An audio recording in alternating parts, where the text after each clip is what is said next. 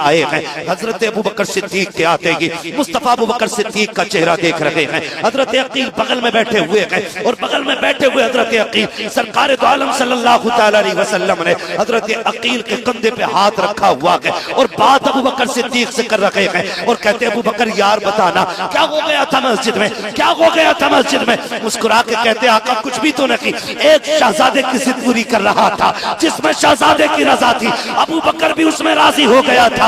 आका बात कुछ भी तो नहीं थी। हजरत अली कह रहे हैं आका पूछो ना अकील से ये बताएगा इसने क्या किया कि आका करीम ने अबू बकर से पूछा अबू बकर कोई तकलीफ का सरकार कोई तकलीफ नहीं, हम तो आपकी हर मर्जी पर राजी हैं। इतनी बात जब फाइनल हो गई अब मुस्तफा ने हजरत अकील के कंधे पे हाथ रख के कहा था अकील तुझे पता है मेरा अबू बकर कौन है। सुन अबू बकर वो है जब मक्के में मुझ पे लोगों ने हमले किए थे अबू बकर ने अपना जिस्म पेश किया था। तुझे बताऊं अबू बकर कौन है, जब कांटे बिछाए जाते थे मेरी राह के कांटे अबू बकर ने चुने थे। तू जानता है अकील अबू बकर कौन है। सुन जब हिजरत की रात आई थी तो सवारी मेरे लिए देने वाला अबू बकर था। तुझे पता है ये कौन है जो कार में 3 दिन मेरे साथ रहा। अबू बकर वो है जिसे सांप ने काटा, अबू बकर वो है जिसका सफर मेरे साथ रहा। तुम्हें पता है अकील अबू बकर कौन है जिस मस्जिद में बैठा है तू बैठा इसमें है, लेकिन इस मस्जिद की कीमत मेरे अबू बकर सिद्दीक ने अदा की। नाराए तकबीर, नाराए रिसालत, मज़हबे इस्लाम, अज़मते अबू बकर। ये शान सरकार अबू बकर सिद्दीक की। हुजूर फरमाते हैं सुनो, आखिरी बात हुजूर ने हल कर दी। फरमाया सुनो अकील, जब कयामत होगी ना सुभान अल्लाह, मैं सबके एहसानों का बदला दे चला हूं, क्या कहने, वाह वाह। लेकिन मेरे अबू बकर का बदला बाकी है। कहा ये मैं नहीं दूंगा, मैं हाथ पकड़ के लेके जाऊंगा अबू बकर का रब की बारगाह में। मैं कहूंगा मालिक मैं सबके बदले दे के आया हूं, अबू बकर के एहसान का बदला तू अता फरमा दे। तो शुक्र है हम उमर वाले भी हैं, हम अबू बकर वाले भी हैं, हम मौला अली वाले भी हैं, हम उस्मान गनी वाले भी हैं, हम मुस्तफा के सारे यारों को मानते हैं, हुजूर के सारे वफादारों को मानते हैं। आज जरूरत हमारे लिए जो सबसे अहम है वो ये है कि हमें हुजूर के सहाबा की जिंदगी को अपनी जिंदगी में उतारना है। ये सबसे ज्यादा अहम बात है। सबसे ज्यादा अहम बात यह है कि हुजूर का किरदार हमें अपनी जिंदगी में लाना है। हम कोशिश ये करें कि हमारी सुबह शाम ऐसे होने चाहिए जिससे खुदा भी राजी हो और मदीने वाला मुस्तफा भी राजी हो। ये कोशिश करनी है नौजवानों। कोई मसला नहीं है, 4 दिन जी लोगे, 5 दिन नारे लग जाएंगे, 6 दिन लोग बातें कर लेंगे, लेकिन जब मौत आएगी ना तो वहां यहाँ वाले इश्तिहार और कैलेंडर काम नहीं आने, यहाँ के नारे वहां काम नहीं आने। वहां सिर्फ एक सिक्का चलता है और वो सिक्का मेरे नबी की गुलामी का सिक्का है, वो हुजूर की गुलामी का सिक्का है। कामयाब वो नहीं है जिसने 4 बीघे जमीन छोड़ी, आगे पीछे अपनी बिल्डिंग और इमारतें छोड़ गया। कामयाब वो है जो अपने पीछे छोड़ी जाने वाली औलाद को मुस्तफा का वफादार बना के छोड़ गया है। वो सबसे ज्यादा कामयाब, सबसे ज्यादा कामयाब जिसकी जिंदगी ऐसी है। आज ना हमें तो मालूम ही नहीं, दीन हमने जो है ना अपनी मर्जी के मुताबिक बना रखा है, मर्जी के मुताबिक। कुरान कहता या अय्युहल्लज़ीना आमनू उदखुलू फिस्सिल्मि काफ़ा, ऐ ईमान वालों पूरी तरह से इस्लाम में दाखिल हो जाओ। तुम्हारा जाहिर भी इस्लामिक होना चाहिए और तुम्हारा बातिन भी इस्लामिक होना चाहिए, पूरे पूरे हो जाओ। ये नहीं जलसों में तो हम दीन पे हैं और यहाँ से निकले आ गई बारात, बज गया बाजा, डीजे चल रहा है, फिर भी हम मुसलमान हैं। पूरे पूरे दाखिल हो जाओ। हर जगह हर लम्हा हमें लोग देख के ये न कहें कि पता नहीं कौन जा रहा है, हमारा किरदार बता दे मुस्तफा का वफादार जा रहा है। ऐसी जिंदगी हमें गुजारनी है। सबसे ज्यादा जरूरी इस वक्त है तो वो यही है कि आका करीम का किरदार लोगों के सामने रखा जाए। ये तमाम जिम्मेदार लोग बैठे हुए, मैं पूरी जिम्मेदारी के साथ कह सकता हूं कि हम हमारे सजदे देख के लोग मुसलमान नहीं होंगे, हमारे रोजे देख के लोग मुसलमान नहीं होंगे। ये तो हमारी वो फर्ज इबादत है जो हमें खुल के छुप के हर हाल में करनी है। लेकिन जानते हो सबसे बड़ा असर जो पड़ता है वो किरदार का पड़ता है, अखलाक का पड़ता है। आज तक कोरोना था ना, हाँ कोरोना का ही तो दौर था जो मुस्लिम नौजवानों ने पानी जब पिलाया था रोड पे चढ़ के तो जात देख के नहीं पिलाया था, प्याज देख के पिलाया था। आज तक उसकी मिसाल नहीं मिलती। क्यों? क्योंकि अखलाक जो है ना ये दूर तक जाता है। आप किससे कैसे मिलते, इसका असर सबसे ज्यादा पड़ता। आपके रवैये लोगों के साथ कहते, इसका सबसे ज्यादा असर पड़ता। लेकिन आज अखलाक की सबसे बड़ी कमी है, सबसे बड़ी कमी अखलाक की। मैं कहूं अगर मुझे जगह ना मिले ना यहाँ बैठने की, तो मैं नीचे बैठ जाऊंगा, तो मैं सबको गाली दूंगा ऊपर वालों को। मेरे जैसे आदमी को ऊपर बैठने की जगह नहीं। ये मामला है। और अगर हमारे समाज का कोई थोड़ा सा मशहूर आदमी आ जाए तो वो चाह रहा है मेरा बाप भी मेरे लिए उठ के खड़ा हो, वो इस्तकबाल करे हमारा। नहीं, ये बिल्कुल नहीं होना चाहिए। हुजूर का किरदार आप देखें, हुजूर का किरदार। हुजूर की बारगाह में जब अदी बिन हातिम आए हुजूर की बारगाह में, और आका करीम को चेक करने के लिए आए थे कि मेरी बहन ने जो कहा है वो सच है कि नहीं। सिर्फ चेक करने आए थे। हुजूर की बारगाह में आए, बैठने की जगह नहीं थी। हुजूर की बारगाह में महफिल लगी हुई थी, जगह नहीं बची थी। मुस्तफा ने मुजम्मिल वाली चादर दी। इसका क्या करना है? मेरा नबी फरमाता है इसे बिछा के बैठ जाए। हैरत में पड़ गए अदी बिन हातिम, ऐसा तो आज तक कोई देखा ही नहीं। फिर उन्होंने चादर को लिया और सीने से लगाया। कहा महबूब ये बिछाने के लिए नहीं है, तो सीने से लगाने के लिए। कहा जब इतना बड़ा आदमी होते हुए अखलाक इतना आला है कि अपनी चादर बिछाने दे दे, फिर जो दीन वो लेके आया होगा वो दीन कितना आला रखा होगा। तो ये चीजें होती हैं जो हमें मजबूत करेंगी, ये चीजें होंगी जो हमें बेहतर करेंगी। आज ना नए नए गालिबन अदद तकरीर में कह रहे थे कि वो क्या है, सास के साथ शादी कर ली किसी ने, दामाद लेके निकल लिया भाई। ये बात चल रही थी। मैं आपसे एक बात कहूंगा, मैं एक बात जानता हूं, जो भी शरीयत की हदें तोड़ेगा वो रुसवा और जलील जरूर होगा। ये क्लियर। जो भी शरीयत की हदें तोड़ेगा उसे रुसवा होना है। अगर आप एहतियात नहीं रखेंगे तो फिर ये जिल्लतें हमारा मुकद्दर बनेगी, फिर ये जिल्लतें हमारा मुकद्दर बनेगी और कोई बचा नहीं सकता। बड़ी अच्छी बात कही थी हमने, करोड़ों रुपए मज़ारों में तो लगा लिए, गुंबद भी हमने बना लिया, संगे मरमर भी हमने बना लगाए, लेकिन अपनी कौम को एक ऐसा इदारा नहीं दे पाए जिसमें बेटियों की भी इज्जतें महफूज रह सके और बेटों की जिंदगियां महफूज रह सके। ये सबसे बड़ा फुकदान हमारी कौम का, ये सबसे बड़ा नुकसान हमारी कौम को पहुंचा है। खुदारा थोड़ा सा होश के नाखून लें और इदारे मजबूत करें, इदारे मजबूत करें। और अब तो मजबूत क्या, जो हैं उन पे आ बनी, अब तो वो खतरे में आ गए जो हैं, नए बननी तो बड़ी बात। जबकि हमारे इदारे लोगों में शराफत तकसीम करते हैं, प्यार बांटते हैं, मोहब्बत बांटते हैं, हुजूर का किरदार लोगों तक पहुंचाते हैं। मैं आपसे कहना चाहता हूं अपने बच्चों को दीन दीजिए, हुजूर का किरदार इनके सामने रखिए और इन्हें पढ़ाइए। और ये भी बताइए कि एक सबक याद रखना कि मोहम्मद से वफा तूने तो हम तेरे हैं, ये जहां चीज है क्या लो हो कलम तेरे हैं। हमें अपनी नस्लों को महफूज करना पड़ेगा, अपनी नस्लों को। आज नस्लें महफूज नहीं है, नस्लें महफूज नहीं है। शादी का सालक चल रहा, एक तो फोन करके कह रहा तारीख दे दो वरना देवबंदी हो जाऊंगा। सारे जोर हम पे ही है, कह रहा तारीख दे दो वरना डांस कराऊंगा। ऐसा लगता है कि उम्मत हम ही है, ये नहीं। अजीब मसला लोगों का यार। हमें वक्त नहीं है तो तू डीजे बजाएगा, हम नहीं आएंगे तो तू नाच कराएगा।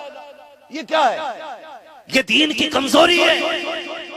वरना जितनी दीन की जिम्मेदारी मेरे ऊपर है उतनी जिम्मेदारी हर नौजवान के ऊपर।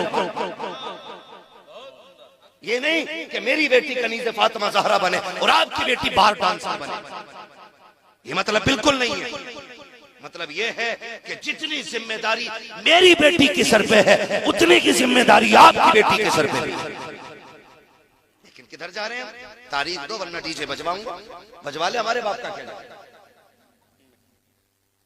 कल तो हद कर दी, परसों फोन करके कह रहा तारीख दे दो वरना वहाबी हो जाऊंगा।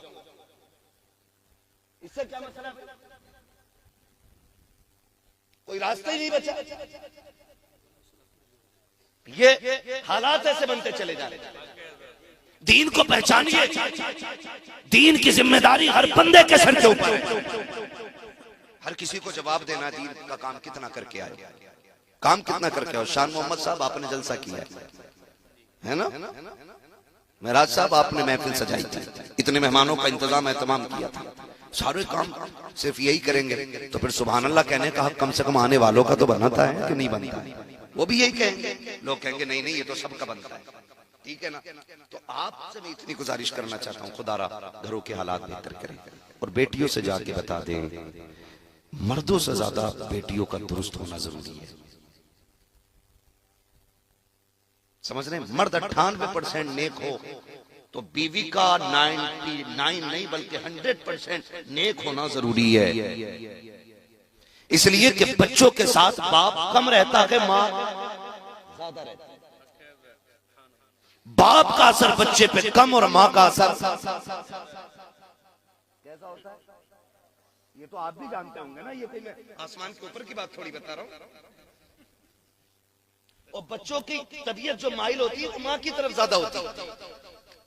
आप देखो तलाक बीवी लेती है ना तो बच्चे मां की तरफ भागते हैं,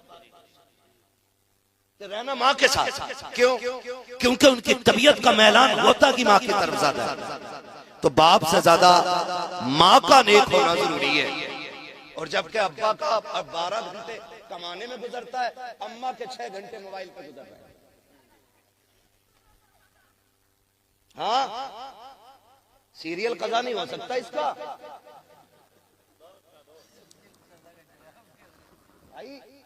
सही कह रहा हूं, ये कंडीशन है इनकी।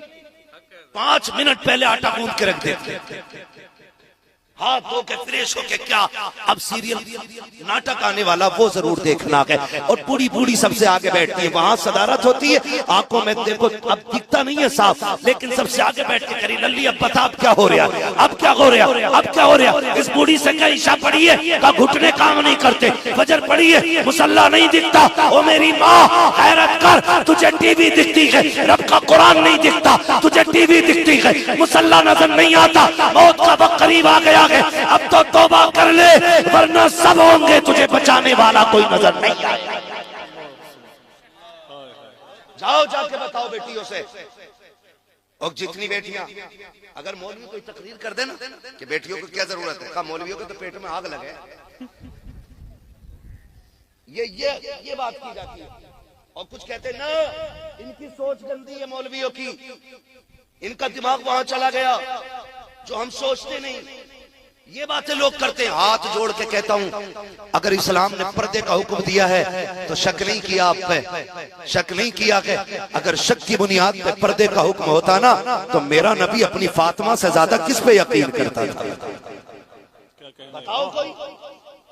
मेरे नबी को अपनी आयशा से ज्यादा किस पे भरोसा? जिसकी तहारत में, जिसकी पाकीज़गी में रब ने कुरान में आयतें नाज़िल की, उससे ज्यादा पारसा को। लेकिन जानते हो आज कह दो ना कि भाई बेटियों को पर्दे में रखना, तो ये की सोची गलत, ये तो सोचते ही गलत नहीं सोचते। मेरे लाल मेरे साथ रह के देख 8 दिन कितने आके 3 बजे कहते हैं रात से बेटी 2:30 बजे से गायब है, तावीज दे दो लौट के आ जाए। कोई कहता फजर में चली गई है, कोई कहता 3 बजे चली गई है। हाथ जोड़ के कहता हूँ ये जो भाग रही है ना 3 बजे 2 बजे 8 बजे रात में उठ के कहता किसी को पता न चल जाए, ये वो जूता तेरे मुंह पे लग गया है कि इसे छुपाए नहीं छुपाया जा सकता है। और तुम क्या समझते हो एक रात का तावीज भागी हुई बेटी को ले आएगा? जिसकी जिंदगी में आग लगाई तुमने 18 साल तक हो, उसे 3 मिनट का तावीज सवार नहीं सकता है। जिसको 25 साल तुमने ढंग से बिगाड़ा हो, उसे मौलवी की 2 मिनट की दुआ नहीं सवार सकती है। जिसकी जिंदगी को तुमने 25 साल तक तहस-नहस करके रखा हो, उसे मौलवी का तावीज नहीं बचाएगा। अगर बेटियां बचानी है तो बेटियों को किरदारे फातिमा पढ़ा लो। खुदा की कसम तावीज हो न हो, खातून जन्नत का किरदार तेरी भी इज्जत बचा लेगा, तेरी बेटी की भी इज्जत बचा लेगा। नारे तकबीर, नारे रिसालत। कह रहे बड़ा भरोसा बेटी पे, वह भरोसा हमें भी है, अपनी बेटी पे भरोसा हमें भी है बीवी पे। लेकिन शरीयत हमें हुक्म देती है ना पर्दा पर्दा पर्दा। तो हमने अगर कलमा पढ़ा है तो इतने आजाद नहीं कि अपनी मर्जी से जिए। फिर पर्दे को अहमियत दो, पर्दे को अहमियत दो। जरा खुद बताओ, दिल पे हाथ रख के जो सवाल करने लगा हूं, बताओ जो बच्ची तुम्हें नकाब में दिखती है दिल से उसकी इज्जत करने को जी चाहता है क्या नहीं? हाथ उठा के बताएं कितने लोगों का जी चाहता है कि इसकी इज्जत की जाए। ये तो हर शख्स की कहानी है, मिंबर वाले नहीं, स्कूल वाले भी, खेत वाले भी, सब ये समझते हैं कि पर्दे वाली बेटियां इज्जत वाली बेटियां होती हैं। फिर जरा ये बताओ, जब तुम्हें नकाब वाली कोई भी बच्ची का जी चाहता है ये इज्जतदार है, तो फिर हमारी अपनी बच्चियां पर्दे में क्यों नहीं है? क्या जरूरत पड़ी है उन्हें मोबाइल देने की? क्या जरूरत पड़ गई थी? उनका बिजनेस है क्या है? आग जो लगाई है ना हजरत, ये ऑनलाइन तालीम जब से आई है इसने हमारी बेटियों का बेड़ा गर्क करके रख दिया। मैं अगर कहूँ आपको मसला कि आला हज़रत का नारा लगाओ, कसम से कलेजे फाड़ के हम लोग नारा लगाते हैं। अजमेर वाले का नाम का नारा कलेजे फाड़ के लगाते हैं। हुजूर क़यामत में अगर पूछेंगे, सुन बिल्डिंग तूने बनाई थी बच्ची की तालीम के लिए, कोई इदारे बनाए थे? कोई जवाब होगा इसका? आज बेपर्दगी आम हो गई है। शादी में चले जाओ तो गैरतमंद आदमी किसी शादी में 5 मिनट खड़ा नहीं हो सकता है। ये हया वालों की बात कर रहा हूँ, बेगैरतों की तो कोई बात ही नहीं है। ये तो जहां चाहो वहां खड़े हो जाए बेगैरत, लेकिन गैरत वालों की बात कर रहा हूं। एक गैरतदार बंदा ना शादी में 10 मिनट नहीं रुक सकता, क्योंकि वहां हया, शर्म, पर्दा सबका जनाजा निकल गया, कुछ नहीं बचा। ये कंडीशन हमारी। काश मुझे उस बच्ची की जूते मिल जाएं जिसने फिलिस्तीन में इंटरव्यू देते वक्त ये कहा था, उससे जो पूछा गया था कि तुम हर वक्त नकाब में रहती हो, उसने कहा जी जागती नहीं, हम तो सोते भी हैं तो नकाब पहन के जूते। अल्लाह करे काश उस बच्ची के अगर जूते मिल जाए ना। बड़ी प्यारी बात उसने कही थी, हम नकाब पहन के इसलिए सोते कि पता नहीं दुश्मन का कब बम और गोली आए और हमें जिंदगी से आजाद कर जाए। कहीं ऐसा ना हो कि जब मलबे से लोग हमें तलाश कर रहे हों तो हमारा जिस्म बेपर्दा पड़ा हो। कहीं इसलिए नकाब पहन के सोते हैं, अगर मर भी जाएं, हमारी लाशें भी निकाली जाएं तो पर्दे के साथ लाशें निकल के आए। इनकी गोद में पैदा होते हैं अल्लाह के शेर। ऐसी माओ का मुकद्दर है कि अल्लाह इनको सलाहुद्दीन जैसे बेटे दे रहा है। आज का हाल कह के तो दिखाइए, जरा दुपट्टा ही रख ले सर पे, करी ओढ़ के देखो 3 मिनट पता चल जाएगा कितनी गर्मी हो रही है। ये आदमी कोड़ा देगा, बराबरी चल रही है। वो फिलिस्तीन की बच्ची जो कह रही थी कि हम सोते भी हैं तो नकाब पहन के सोते हैं, इससे सबक सीखना चाहिए मेरी बेटियों को। याद रखिएगा, जमीन अच्छी होती है तो फसल अच्छी होती है, माँ अच्छी होती है तो नस्ल अच्छी। खाली नारों से काम चलने वाला नहीं, हमें अखलाकी तौर पे भी बेहतर होना पड़ेगा। अखलाकी तौर पे सबको मौत आनी है ना, जिसे नहीं आनी है वो कतई ना बोले भाई। और हमारे लिए भी कहीं से ले आना अबे हयात ढूंढ के, हमारे साथ हम भी जी लेंगे। मौत आनी है नहीं, सबको आनी है ना, तो काम ऐसे कर जाओ कि कब्र में शान से जाओ। हुजूर का दौर है, बच्ची ये शोहर आ गया, शोहर गया किसी काम से परदेस, जाते जाते उसने कह दिया मेरी इजाजत के बगैर घर से कदम न निकालना। वो तो चला गया। कुछ दिन गुजरे थे, सगा भाई आ गया। कौन है? का भाई तेरा। दरवाजा खोला, भाई कैसे आए? का बाप की तबीयत खराब है, चल तुझे बुलाया है। उसने कहा मैं चल तो जाती लेकिन शोहर की इजाजत नहीं है। उसने कहा बाप की लम्हात जिंदगी के आखिरी है, चलना भाई, वो तुझे देखना चाहते हैं, चलना बहन। भाई ने कहा, उसने कहा नहीं, एक रास्ता है, हुजूर से पूछ लो, अगर वो इजाजत दे देंगे तो फिर मैं चलने के लिए तैयार हो जाऊंगी। भाई गया हुजूर की चौखट पे, आका मेरी बहन ने और शोहर ऐसे से कह के चला गया, आप इजाजत दें तो ले जाऊं। मुस्तफा कहते हैं जिसे शोहर ने इजाजत नहीं दी उसे मोहम्मद भी इजाजत नहीं देगा। आज मुझे बताओ तो सही हो। कहती है तू रोक के दिखाइए, रोक के दिखाइए, खा लेगा क्या रोटी? डर के मारे वो जबरदस्ती इजाजत ले ना। इतने प्रदर्शन करके हम एक बात गवर्नमेंट से नहीं मनवा पा रहे, वो खाली बस रोटी का एक ताना दिया और बंदा के ठीक है ले ये बैग तेरा, ये कंडीशन। औरत क्या कहती है? हुजूर अगर इजाजत दें तो मैं चली जाऊं। आका के इरशाद करीम में आना, अगर शोहर ने इजाजत नहीं दिया तो फिर मैं भी इजाजत नहीं दे सकता। ये मुस्तफा ने कहा। कुछ दिन फिर भाई आया, कहा अब क्या हुआ? कहा बाप का इंतकाल हो गया, अब तो चल, अब भी नहीं जा सकती। कोई सूरत हो तो फिर मुझे दिखा दिया जाए। जनाजा तैयार हुआ, बेटी के दरवाजे पे आ गया। जब बेटी के दरवाजे पे आया, भाई ने कहा अब तो चेहरा देख ले, कहा बाहर नहीं आ सकती, अंदर लेके आओ। जैसे जनाजा बाप का अंदर आया ना, तो बेटी बेटी हुआ करती है। बाप के चेहरे से कफन हटाया, माथा चूम के रोने लग गई। चंद आंसू बाप के चेहरे पे गिरे और उसके बाद नजर उठा के कहा मालिक तू जानता है ना इससे मेरा रिश्ता क्या है, ये मेरा बाप है, इससे मेरा खूनी रिश्ता है, इसके जरिए मैं दुनिया में आई हूँ। लेकिन मेरे परवरदिगार, मैंने तेरी शरीयत के लिए अपने बाप की ज़ियारत तक को ठुकरा दिया है। अल्लाह अगर तू मेरे इस अमल से राजी है तो मेरे बाप की मग़फ़िरत फरमा दे। इधर जनाजा उठा है, उधर मुस्तफा की आंख में आंसू आ गए। आका से सहाबा ने कहा आप क्यों रोए? सरकार कहते जाओ उस बेटी को खुशखबरी दे दो, अल्लाह ने इस अमल के बदले में उसके बाप को जन्नती बना डाला। अगर बेटियां पारसा होती हैं तो अल्लाह बाप को जन्नती बना दे। क्या बनेगा उन अब्बा का जिन्होंने मार्केट से वो सूट ला के दिया कि जिसको पहने और बेपहने में कोई फर्क नहीं होता है। इसलिए हर बंदा जिम्मेदार है, पर्दे को लाजिम करो। और बेटियों से सिर्फ एक बात कह दो, ये जो जिंदगी है ना, इस जिंदगी में आने का मतलब है अल्लाह रसूल की रजा, अल्लाह रसूल की रजा। और जो बेटियां मुर्तद हो रही हैं ना गाड़ियों के चक्कर में और सोने के चक्कर में और होटलों के चक्कर में, खाने पीने के चक्कर में, सिर्फ एक बात जान लीजिएगा, ये चंद दिन के मेहमान हैं, हम फिर आखिरत का सामना करना है। इसलिए जाओ बेटियों को पर्दे की तलकीन करो। नौजवानों से गुजारिश है कि अपनी नजरों को पारसा कर लो, इतना खूबसूरत बना लो तुम अपनी नजरों को कि लोग तुम पे अपनों से ज्यादा भरोसा करने लग जाएं। ये दौर भी इस्लाम ने देखा है, ये दौर भी देखा कि गैर मुसलमानों पे इतना भरोसा करते थे कि बेटियां उनके हवाले कर जाते थे, बेटियां उनके हवाले कर जाते हैं, हम परदेश जा रहे हैं बेटी आपके हवाले। लेकिन आज दौर कैसा है, हमारी बेटियां हम ही से महफूज नहीं है, हम किससे बात करें, हम किससे करें। खुदारा आप नजरों की हिफाजत करें और अपने आप को इतना बदल दें, इतना बदल दें कि लोग यकीन करने पर मजबूर हो जाएं कि मुसलमान से ज्यादा पारसा कोई कौम नहीं हुआ करती है। करेंगे इंशाअल्लाह।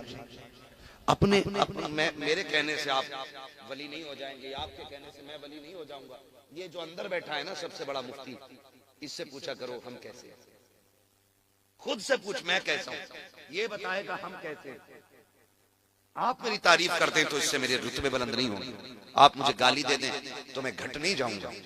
बात ये है कि ये बताता असल क्या है। इसलिए हर बंदा अपना मुहासबा करे, अपने आप को बेहतर करे। फरमाया गया ईमान वालों पूरे पूरे इस्लाम में दाखिल हो जाओ, पूरे पूरे इस्लाम में दाखिल होना है। हमें अपना जाहिर भी हुजूर की पसंद के मुताबिक करना है और अपने बातिन को भी हुजूर की पसंद के मुताबिक करना है। ये कोशिश कीजिएगा। शादी ब्याह होंगे तो अब डीजे वीजे बजता तो नहीं है, नहीं बचता है ना, खुदा सलामत रखे। और जहां जहां जिसकी रिश्तेदारी हो वहां तक ये पैगाम पहुंचना चाहिए कि हम हुजूर के निकाह को सुन्नत समझते हैं और उस सुन्नत को हम इस तरह से राइज करते हैं कि कोई भी काम शरीयत के खिलाफ हमारे घरों में नहीं होता है। ये पैगाम वहां तक पहुंचना चाहिए जहां जहां आप जाते हो, जिस जिससे आप मिलते हो। और तब्दीली इतनी लाइए, इतनी तब्दीली लाइए कि अब कम से कम ये कहना ना पड़े नज़म लोगे तो मिट जाओगे हिंदी मुसलमानों, तुम्हारी दास्तान तक भी ना होगी दास्तानों में। कितनी बातें हम आपसे बहुत ज्यादा नहीं कह पा रहे हैं, बस आपसे इतनी गुजारिश है। हम जो बैत अक़दस का मसला है, उस मसले में जो हाल इस वक्त गजा का है, वहाँ के बच्चे और बच्चियों का है, हम उनके लिए कुछ भी नहीं कर सकते तो दुआ जरूर कर सकते हैं। उनके लिए खास करके दुआ करें, खास करके दुआ करें। खास करके वो किसी ने ना एक कुत्ते को ना शीशा खिला दिया था कि काटे, पूरी कौम ने बैठ के लिखा था किसी एक नौजवान के ऊपर कि देखिए इंसानियत को शर्मिंदा कर दिया, जानवर के साथ ये किया, जानवर के साथ ये किया, सब लिखने पे आ गए थे। लेकिन आज फिलिस्तीन पे कोई लिखने को तैयार नहीं, लिखने को तैयार नहीं। मैं अगर अपने मन की बात करूं ना, मेरा मन चाहता ही नहीं है उन शायरों को सुनूं जिनकी जबान पे फिलिस्तीन का तराना था। ये मैं अपनी बात कर रहा हूं। मैं समझता हूं इससे बेहतर सिर्फ कुरान सुनो। जिनकी जबान पे फिलिस्तीन का तज़किरा ना हो उन्हें सुनने का भी हक नहीं है। वो खतीब जो सिर्फ अपनी तकरीर के जोहर दिखाएं, उनकी भी बात में सुनने को बिल्कुल रवादार नहीं हो। बात उसकी होगी जो खुदा के दीन की बात करेगा। अब अगर डर है तो डरिए, अगर हमारे मुकद्दर में फांसी है तो हम मरने के लिए तैयार हैं। कम से कम फिलिस्तीन के लिए दुआ करें। कुछ नहीं कर सकते तो दुआ करें, और दुआ के बाद अगला काम क्या करना है, वो चीज जो भी है जो इजराइल के कारखाने से बन के आ रही है, उसका सख्त बाइकाट किया गया।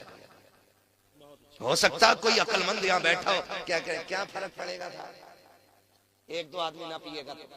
हमें फर्क से मतलब नहीं है, हमें मतलब उससे है हम उन कुत्तों की कोई भी चीज नहीं लेंगे जिनके हाथ बैते अक़दस के मुहाफिजों के खून में भीगे हुए हैं। हमें मतलब इस बात से, मतलब इस बात से। वो एक बच्ची को देख रहा था, मैं सोचता हूँ कहीं ऐसा ना हो। एक साहब ने मुझे बताया, माफ कीजिएगा अगर किसी को कड़वी लग जाए बात, उम्र पे एक साहब गए, वो लौट के आए, मैंने उनसे कहा कोई बात बताओ, उन्होंने बातें बताई, उन्होंने कहा बड़ा अच्छा लगता होगा, सारी बातें अच्छी होती, कहा एक बात में बड़ी कमी लगी। मैंने कहा क्या? उन्होंने कहा खाना बहुत फेंका जाता है। तो मैं सोच के ना पसीना आ गया। मैंने कहा अगर कयामत में हुजूर ने पूछ लिया तुम मेरे मदीने में चक्कर लगा रहे थे और कोंटलों खाना फेंक देते थे, जबकि मेरे मस्जिद अक्सा के गिरदो रवाह में रहने वाले मुजाहिदीन एक दाने को तरस रहे थे, तो जहन्नम में जाने के लिए इतना ही सवाल काफी हो जाएगा। सीधी सी बात, दर्द पैदा करो दिलों में, दर्द। अगर दर्द नहीं है तो फिर रोया करो उठ के इस सीने में दर्द क्यों। अजीब मंजर, वो उस बच्ची ने क्या कहा था? उसने कहा था मैं जब हुजूर की बारगाह में जाऊंगी ना तो जाके शिकायत करूंगी इस उम्मत की। याद है ना वो जुमले? याद रख लेना, कितनी लंबी लंबी दाढ़ियां हो जाएं, कुर्ते जितने चाहो नीचे पहन लो, जितने चाहो माथे पे ठप्पे लगा लो। फिलिस्तीन की उस औरत ने कहा था या रसूल अल्लाह, कयामत में इन मुसलमानों की बख्शिश न कराना, इनकी शफाअत न कराना, ये वो बेगैरत है कि हम मरते रहे और ये ऐश के साथ सोते रहे, हम टूटते रहे और ये अपनी अय्याशियों में डूबे रहे, और तुम्हें खुदा का वास्ता कुछ ना कर सको तो इतने तो साथ खड़े हो जाओ, ऐलान कर दो कि सुनो बैत अक़दस वालों, अगर यहूद और नसारा ये रहने वाले इस्राएल के कुत्ते